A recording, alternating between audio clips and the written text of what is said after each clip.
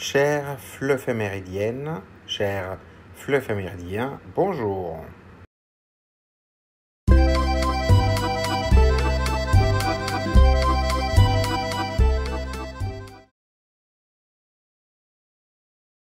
Cette journée met en lumière l'importance de la langue des signes pour la communication des personnes sourdes et malentendantes.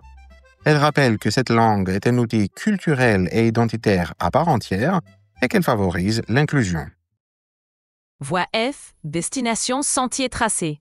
Attention au départ.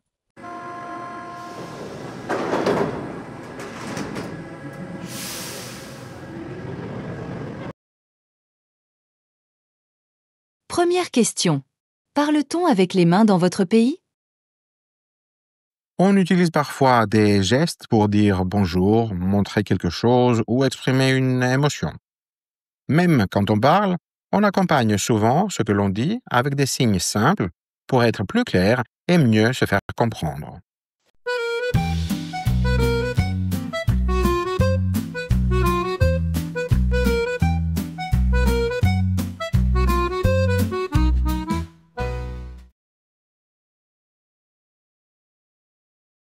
Deuxième question. Pourquoi certaines personnes utilisent-elles la langue des signes? Certaines personnes utilisent la langue des signes parce qu'elles sont sourdes ou malentendantes et ne peuvent pas toujours entendre ou parler facilement. La langue des signes leur permet de communiquer clairement. Elle est aussi utile pour leur famille, leurs amis et les personnes qui travaillent avec elles.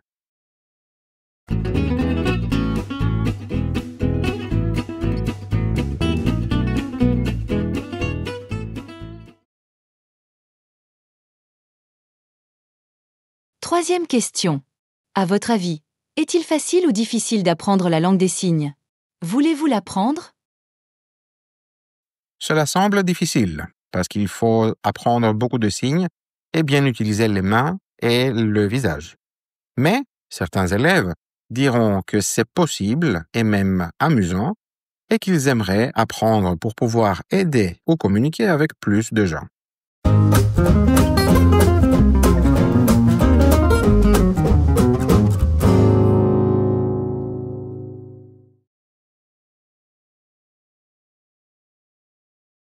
La Journée européenne des initiatives citoyennes de transition célèbre les projets locaux qui visent à construire un monde plus durable. Réduction des déchets, autonomie énergétique, jardins partagés, covoiturage, etc. Elle montre que chaque citoyen peut agir pour transformer sa communauté. Voie L, destination terrain conquis. Attention au départ.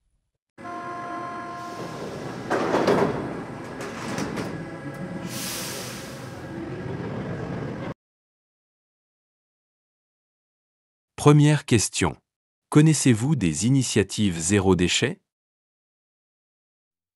On peut évoquer certains magasins où l'on apporte ses propres contenants pour acheter du riz, des pâtes ou du savon afin d'éviter les emballages jetables.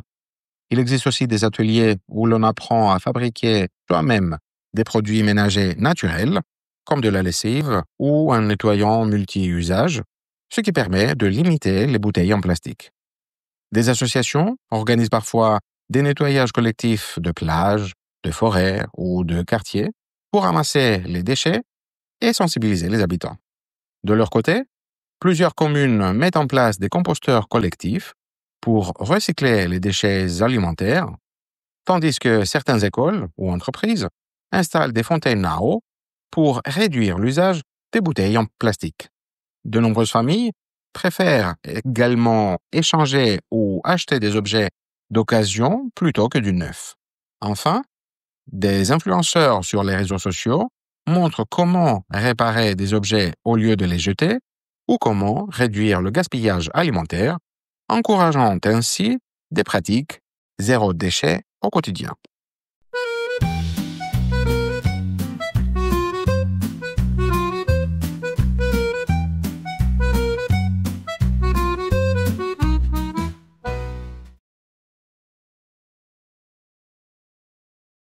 Deuxième question. Pourriez-vous vivre dans un lieu en autonomie énergétique? Quelles seraient les difficultés? Vivre dans un lieu en autonomie énergétique pourrait être une expérience très intéressante et écologique, mais cela comporte aussi de nombreuses difficultés. Il faudrait d'abord installer des panneaux solaires, une éolienne ou d'autres systèmes de production d'énergie renouvelable, puis prévoir des batteries ou un autre moyen de stockage pour utiliser l'électricité même quand le soleil ou le vent manquent. Une telle autonomie obligerait également à réduire fortement sa consommation d'énergie en chauffant moins, en utilisant des appareils économes et en évitant le gaspillage. De plus, il faudrait savoir entretenir et réparer les équipements en cas de panne ou trouver des professionnels compétents, ce qui peut être compliqué dans des zones isolées. Enfin, ce projet demande des investissements financiers importants, un fort engagement personnel. Ainsi, même si l'idée est séduisante pour protéger l'environnement et gagner en indépendance, elle nécessite une bonne préparation, des compétences techniques et une vraie motivation pour surmonter les défis quotidiens.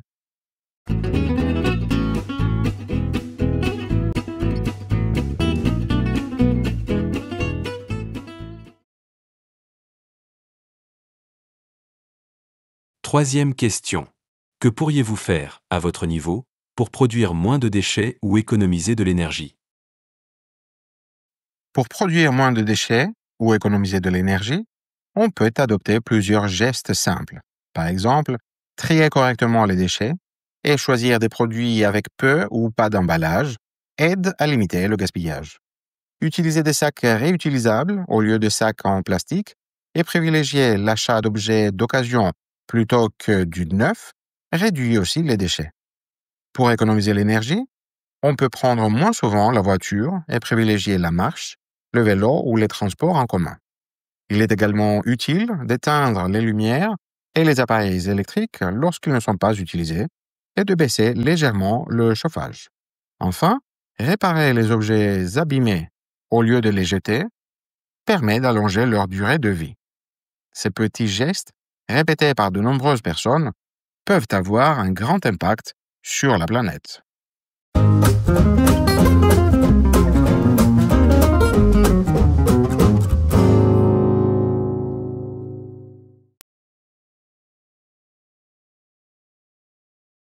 La Journée internationale de la visibilité de la bisexualité vise à lutter contre les préjugés et à rendre visibles les personnes bisexuelles, souvent ignorées ou mal comprises, même au sein de la communauté LGBT+. Elle rappelle que la bisexualité est une orientation sexuelle légitime et diverse. Voie E, destination, sommet atteint. Attention au départ.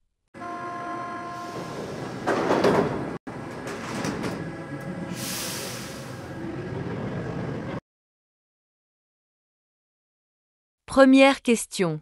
Quel cliché ou fausse idée entendez-vous sur les personnes bisexuelles? Parmi les clichés les plus fréquents sur les personnes bisexuelles, on entend souvent qu'elles seraient indécises, infidèles ou simplement en phase d'expérimentation. Ces idées fausses invisibilisent leur orientation et minimisent la réalité de leur identité. Elles viennent d'une vision binaire de la sexualité qui ne reconnaît que l'hétérosexualité et l'homosexualité et considère à tort la bisexualité comme une étape provisoire.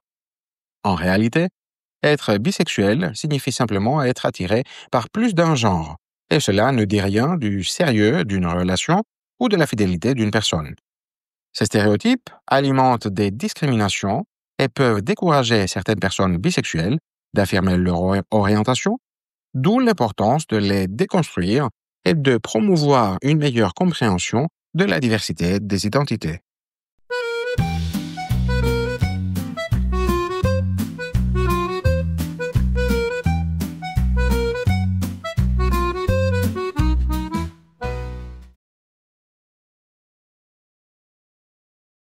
Deuxième question. La société accepte-t-elle plus facilement les personnes bisexuelles aujourd'hui? On peut dire qu'il y a eu certains progrès. Les médias et certaines institutions commence à inclure davantage de représentations bisexuelles positives. Cependant, la bisexualité reste parfois marginalisée, notamment dans certains milieux culturels ou religieux. Une réponse nuancée peut conclure que si l'acceptation progresse, il reste un travail important pour atteindre une véritable égalité et visibilité.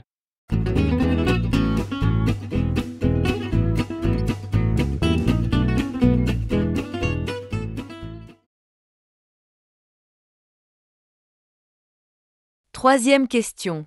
Comment les politiques publiques pourraient-elles mieux inclure les réalités bisexuelles dans la santé sexuelle et mentale? Pour inclure les réalités bisexuelles dans la santé sexuelle et mentale, les politiques publiques devraient les mentionner clairement dans les campagnes de prévention et d'éducation afin de réduire la stigmatisation et la discrimination. La formation des professionnels de santé et des psychologues devrait aborder la bisexualité pour éviter les préjugés et offrir un accueil adapté.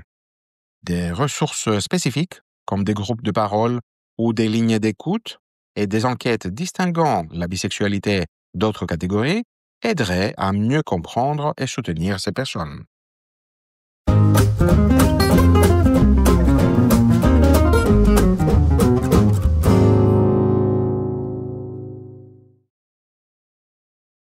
Prochain arrêt.